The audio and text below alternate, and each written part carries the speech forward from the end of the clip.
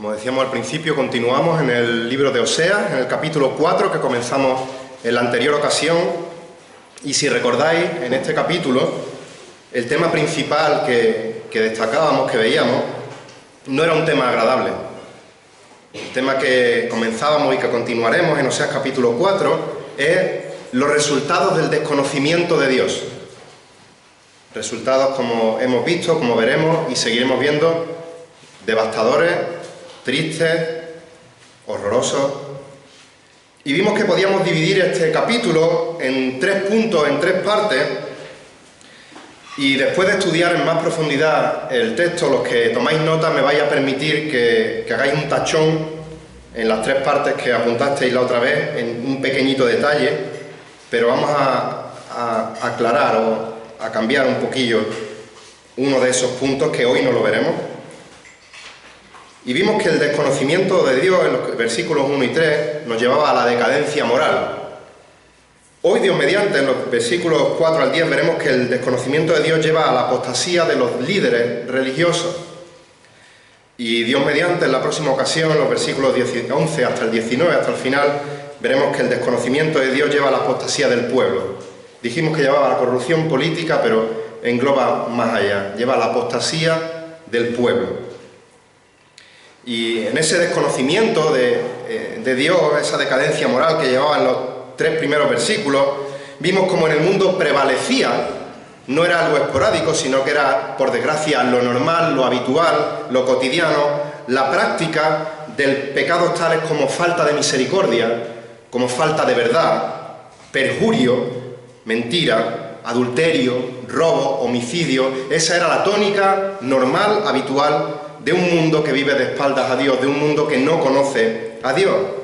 Y hoy vamos a seguir con el segundo resultado del desconocimiento de Dios, y es que lleva a la apostasía a los líderes religiosos. Oseas capítulo 4, vamos a leer los versículos del 4 al 10. Oseas capítulo 4, versículos 4 al 10.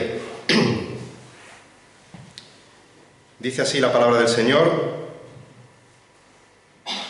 pero que nadie contienda ni nadie reprenda, porque tu pueblo es como los que contienden con el sacerdote.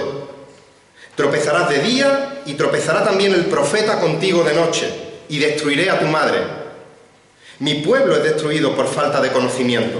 Por cuanto tú has rechazado el conocimiento, yo también te rechazaré para que no seas mi sacerdote. Como has olvidado la ley de tu Dios, yo también me olvidaré de tu hijo. Versículo 7. Cuanto más se multiplicaron, más pecaron contra mí. Cambiaré pues su gloria en afrenta. Del pecado de mi pueblo se alimentan y hacia su iniquidad dirigen sus deseos. Como el pueblo, así será el sacerdote. Los castigaré por su proceder y les pagaré según sus obras. Versículo 10. Comerán, pero no se saciarán. Se prostituirán, pero no se multiplicarán, porque han dejado de hacer caso al Señor. Hasta aquí la palabra de Dios.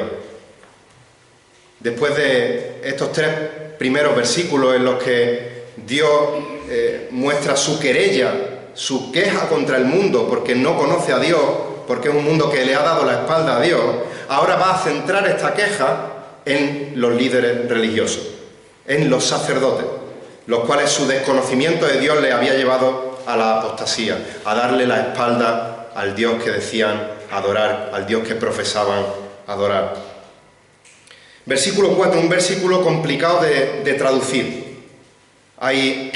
Si leéis distintas versiones vais a ver distintas traducciones de esta frase. Hemos leído la Reina Valera, pero que nadie contienda ni nadie reprenda. Las Américas, Reina Valera del 60 dice: ciertamente hombre no contienda ni reprenda a hombre. La denuncia de la maldad es directa a los sacerdotes, eso sí lo tenemos claro. La culpa es de los sacerdotes. Y parece que la idea es que no se culpen unos a otros. No echéis la culpa a este ni echéis la culpa al otro. Examinaos a vosotros mismos, porque cada uno de vosotros sois culpables de vuestra propia maldad. Y sigue diciendo: porque el pueblo es como los que contienden con el sacerdote. Reina Valera dice: porque tu pueblo es como los que resisten al sacerdote. Y parece que la idea en el original es: tu pueblo parece acusar al sacerdote. Es decir, el pueblo puede observar cómo los sacerdotes se han descarriado por completo. El pueblo puede acusarles de su falta de conocimiento de Dios. ¿El pueblo estaba descarriado? Sí. ¿Cada uno es culpable de su propio pecado? Por supuesto que sí. Pero al ver a los líderes religiosos, al ver a los sacerdotes, el pueblo tenía fundamentos para acusarles, para contender con ellos, para resistirles, porque le habían dado la espalda a Dios. Al ver el pueblo, uno se podía dar cuenta de la falta de instrucción de la palabra de este pueblo, o de la instrucción errónea que había recibido este pueblo, o de la enseñanza falsa que había recibido de sus sacerdotes. Aquellos que tenían que enseñar la ley, aquellos que tenían que ser testimonios vivientes de lo que significa conocer a Dios, no solo no lo estaban haciendo, sino que estaban apostatando de Dios y estaban prostituyéndose espiritualmente. Y uno podría preguntarse, ¿cómo teniendo la ley delante de ellos? ¿Cómo conociendo la ley de pe a pa como la conocían? ¿Cómo habían llegado a esta situación? ¿Cómo teniendo el templo donde adoraban, habían llegado a la apostasía? Y por supuesto que esto no sucedió de un día para otro. Un día estaban siendo fieles al Señor y al día siguiente estaban apostatando de la fe. No. Su apostasía fue el resultado de irse alejando poco a poco de Dios. De ir acomodando en sus prácticas poco a poco las prácticas del mundo. De ir haciendo poco a poco lo que todo el mundo hace en lugar de ir contracorriente del mundo. Y cuando uno se da cuenta, pierde la relación de intimidad con Dios y está adorando a los Baales. Versículo 5 dice, tropezarás de día y tropezará también el profeta de noche contigo. Ahora incluye a alguien más junto al sacerdocio, a los profetas, a aquellos que tenían la responsabilidad de hablar de parte de Dios. Y por el versículo entendemos que no estaban hablando de parte de Dios.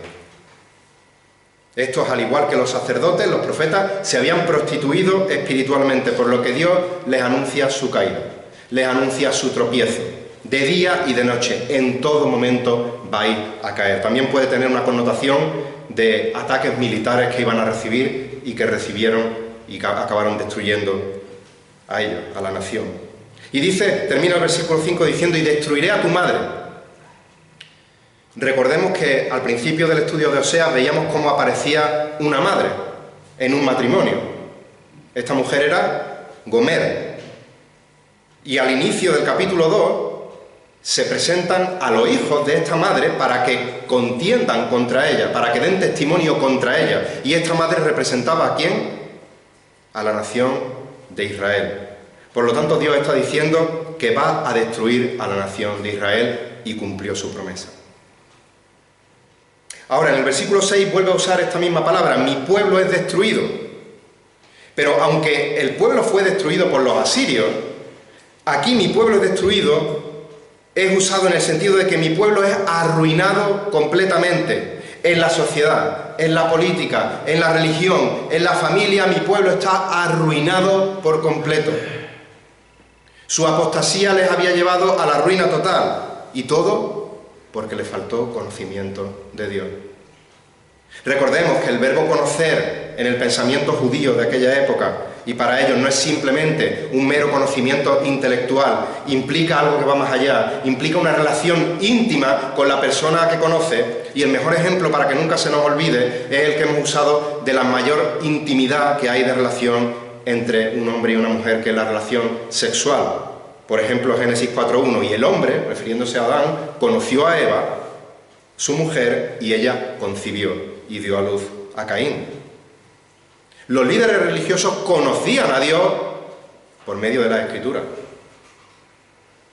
Conocían lo que Dios había prescrito en cuanto al proceder de estos líderes religiosos, lo que Dios había mandado hacer en cuanto al sacerdocio, en cuanto a cómo instruir al pueblo, en cuanto a cómo realizar la alabanza. Ellos conocían perfectamente lo que Dios decía en su palabra, pero este conocimiento de la palabra de Dios no se traducía en frutos de obediencia a la palabra de Dios, porque no conocían al Dios de la palabra, porque no tenían una relación de intimidad con Dios.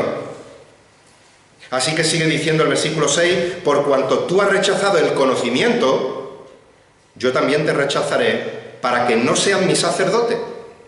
Como has olvidado la ley de Dios, yo también me olvidaré de tu hijo. Y aquí está hablando del sacerdocio. Si os acordáis, el sacerdocio en Israel era algo hereditario. Se heredaba de padre a hijo. Por eso está diciendo aquí, te rechazaré para que no seas mi sacerdote y también me olvidaré de tu hijo. Dios no permitiría más que ni esos sacerdotes ni su linaje manchasen su nombre nuevamente, ni mancillasen el sacerdocio establecido por Dios. Un ejemplo claro lo vemos en el primer libro de Samuel, en el capítulo 4, cuando Dios termina tanto con la vida de Elí como con la vida de su hijo, los cuales habían ejercido un sacerdocio de manera pecaminosa. Y a partir de ahí, la familia de Elí no continuó en la línea sacerdotal, sino que empieza una nueva línea con Samuel. Y fijaros que dice, el versículo 6, por cuanto tú, sacerdote, está hablando, has rechazado el conocimiento, por cuanto tú, sacerdote, has olvidado la ley de tu Dios. Estos sacerdotes no eran como los más chicos, no lo conoceréis, pero como el Chavo del Ocho, que cuando metía la pata decía fue sin querer queriendo. No. Estos sacerdotes no tenían excusa de fue sin querer. El perro se comió mi copia de la ley y no me la ha podido estudiar y ahora no puedo ejercitarla. Su olvido de la ley, su rechazo de Dios fue algo intencional, fue algo voluntario, por cuanto tú has rechazado el conocimiento. Por cuanto tú has olvidado queriendo la ley de tu Dios. Versículo 7. Cuanto más se multiplicaron, más pecaron contra mí. Dice la Reina Valera, creo, conforme a su grandeza, así pecaron contra mí. Recordad el contexto cuando empezamos a estudiar el libro de Oseas. Oseas comienza a profetizar al reino del norte en el momento de mayor esplendor de ese reino, de mayor grandeza, de mayor riqueza. Los sacerdotes eran gente, podríamos decir, famosa en aquella época. Se habían enriquecido, habían prosperado. Y mientras mayor era su grandeza, mayor era su pecado. Cuanto más se multiplicaron, más pecaron contra mí. Y sigue diciendo el versículo 7, cambiaré pues su gloria en afrenta. La palabra afrenta aquí se puede traducir como vergüenza. Cambiaron la gloria de Israel, que era Jehová, por la vergüenza de los ídolos y las prácticas pecaminosas de adorar a los Baales. Ahora Jehová iba a cambiar su gloria por vergüenza, su fama por afrenta. Vemos aquí un paralelismo con Romanos capítulo 1, versículos 21 al 23. Si queréis buscarlo, Romanos capítulo 1, versículos 21 al 23. Vuelvo a leer el versículo 7 de Oseas mientras lo buscáis. Dice, cuanto más se multiplicaron, más pecaron contra mí. Cambiaré pues su gloria en afrenta. Y ahora dice el apóstol Pablo en Romanos capítulo 1, 21, pues aunque conocían a Dios, no le honraron como a Dios, ni le dieron gracia, sino que se hicieron vanos en sus razonamientos y su necio corazón fue entenebrecido. Profesando ser sabios, se hicieron necios y cambiaron la gloria del Dios incorruptible por una imagen en forma de hombre corruptible, de ave, de cuadrúpedos, de reptiles. Cambiaron la gloria por afrenta. Cambiaron la gloria por vergüenza. Cuando no hay conocimiento de Dios, la persona se vuelve tan necia, se vuelve tan inútil, tan estúpida, que acepta cualquier cosa y eso le lleva a cometer todo tipo de actos vergonzosos. Sigue diciendo el versículo 8, del pecado de mi pueblo se alimentan y hacia su iniquidad dirigen sus deseos. En su maldad levantan su alma, dice Reina Valera. Esta palabra pecado, del pecado de mi pueblo se alimentan, aquí tiene que ver con la ofrenda por el pecado. Se podría traducir, de la ofrenda del pecado de mi pueblo, comen. Lo que está diciendo aquí es que la motivación de estos sacerdotes era el beneficio que podían sacar de las ofrendas que las personas traían por sus pecados. Su motivación era enriquecerse. Por eso sigue diciendo el versículo 8, hacia su iniquidad, hacia la iniquidad de los pecadores, dirigen sus deseos. En su maldad, en la maldad de los pecadores, levantan su alma. Es decir, al sacerdote no le interesa la santidad del pueblo, todo lo contrario. Mientras más peca el pueblo, más ofrendas van a traer, más para mí, más beneficio voy a sacar. Hacia su iniquidad dirige su deseo. Deseo que el pueblo peque y así me beneficio yo más. Versículo 9, como el pueblo, así será el sacerdote. Los castigaré por su proceder y les pagaré según sus obras. Nuevamente está enfatizando la responsabilidad que tienen los líderes espirituales en la guía del pueblo, pero no está excusando a aquel que sigue al líder. Por un lado, como el pueblo, así será el sacerdote. El sacerdote tiene la responsabilidad de enseñar, de guiar al pueblo, pero no excusa que si el sacerdote no lo hace bien y el pueblo sigue, el pueblo no tiene culpa. El que sigue a un líder que no enseña la verdad, pues le puedes engañar al principio, pero si sigue en la mentira ya es porque uno quiere. Por eso dice el apóstol Pablo en 2 Timoteo 4, versículos 3 y 4, que vendrá un tiempo cuando no sufrirán la sana doctrina, sino que teniendo comezón de oír, se amontonarán maestros conforme a sus propias concupiscencias y apartarán sus oídos de la verdad y se volverán a mitos. Mirad, los pilares de la iglesia empiezan por el púlpito. Eso está clarísimo. Pero si yo te enseño bien, no te puedo obligar a que actúes bien. Y si yo te enseño mal, no estás obligado a seguir mis enseñanzas. El pueblo actúa como los sacerdotes, de tal palo tal astilla, sí, pero si el sacerdote no está actuando correctamente, el pueblo tiene que tener discernimiento para saber que no está actuando correctamente. Pero está este comezón de oír, este apartarse del conocimiento de Dios para oír otras cosas. Y lo mismo está pasando en nuestros días, y no solo en pseudo iglesias en las que se predican herejías como el falso evangelio de la prosperidad, donde el mejor ejemplo de maestros que buscan lucrarse lo encontramos allí, sino que también hay otras iglesias que adulteran el mensaje del evangelio porque si no, dicen, se quedan sin miembros. Si decimos que la gente es pecadora, se nos van a ir de la iglesia. Mejor, en vez de predicar la palabra, vamos a dar una charlita moralista, pero que la gente se sienta bien consigo misma y luego que siga haciendo lo que le dé la gana. Y esto no es nuevo. Esto lo vemos, por ejemplo, en el segundo libro de Crónicas, capítulo 11, versículos 13 al 15. Esto lo hizo Jeroboam. Segundo libro de Crónicas, capítulo 11, versículo 13, dice, hasta el 15, y los sacerdotes y los levitas que estaban en todo Israel se pasaron a él desde todos sus distritos. Porque los levitas dejaron sus tierras de pasto y sus propiedades y vinieron a Judá, a Jerusalén, pues Jeroboam y su hijo los habían excluido de servir al Señor como sacerdotes. ¿Y qué hace Jeroboam? Sigue diciendo, y Jeroboam designó a sus propios sacerdotes para los lugares altos, para los demonios y para los becerros que él había hecho.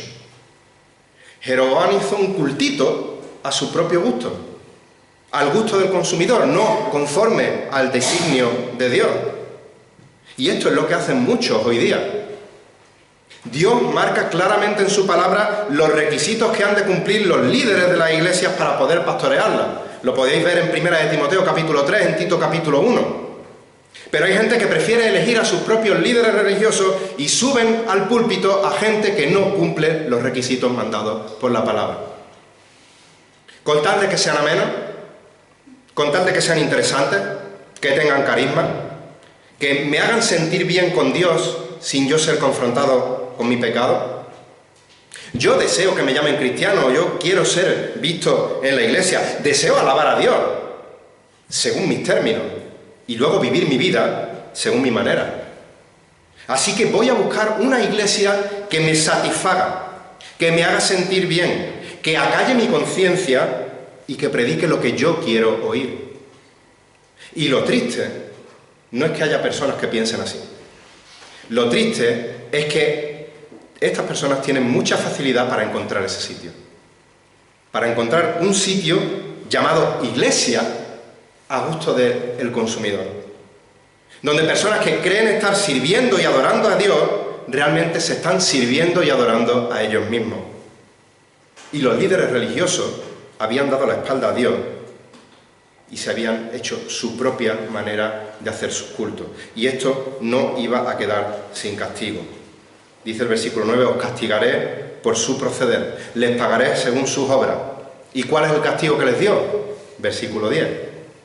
Comerán, pero no se saciarán. Se prostituirán, fornicarán, pero no se multiplicarán, porque han dejado de hacer caso al Señor. Recordar que vimos que el pueblo pensaba que su prosperidad venía de Baal, cuando realmente Dios era el que estaba prosperando al pueblo. Incluso las ofrendas que ellos daban a Baal, si recordáis, era Dios el que les prosperaba, y ellos usaban eso para adorar a dioses falsos. Baal era el dios de la fertilidad y el dios de las cosechas. Y Dios les va a castigar privándole precisamente de lo mismo que ellos achacaban que le daba Baal. Le iba a dejar tanto sin fertilidad en la tierra como sin fertilidad en las mujeres. Y todo ello porque dejaron de hacer caso al Señor. Porque no conocían a Dios. Si tú no conoces a Dios todavía, si tú no tienes esa relación íntima con Dios, ya has visto la ruina que eso trae a tu vida. Pero lo peor no puede ser la ruina que traiga ese desastre aquí en la tierra, porque vemos cómo muchos impíos prosperan y parece que no pasa nada. El problema es que el castigo de la impiedad es la condenación eterna en el infierno. De ahí tu necesidad imperiosa, urgente, de que vengas a Cristo en arrepentimiento y fe y le pidas perdón por tus pecados y le confieses como Señor y Salvador de tu vida. Y entonces disfrutarás de un conocimiento de Dios. Disfrutarás de una relación íntima con Dios en esta vida.